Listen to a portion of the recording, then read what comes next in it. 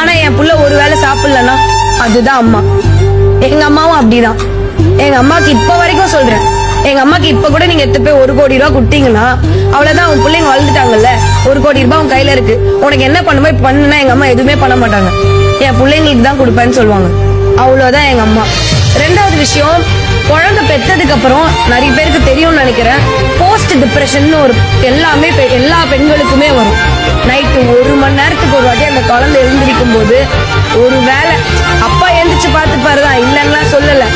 அப்பா எந்திரிக்காம இருந்தா கூட அம்மா பால் கொடுத்து கஷ்டப்பட்டு எப்படியாவது படுக்க வச்சிருவாங்க. ஆனா அந்த அம்மா எந்திரிக்கலன்னா ஏன் தாய்ப்பால் முக்கியம்னு சொல்றாங்க? அந்த கனெக்ட் வேணும் அம்மா கூட. முதல்ல அந்த குழந்தை அப்பான்னு சொல்லலாம், இல்லலாம் சொல்ல. நான் மோஸ்ட் ஆஃப் த குழந்தைங்க அம்மா அப்படின்னு தான் ஆரம்பிப்பாங்க. அதனாலதான் அந்த வார்த்தைக்கு அவ்வளோ பெரிய பவர்ஃபுல்லான ஒரு பேர் இருக்கு, அம்மா. கடைசி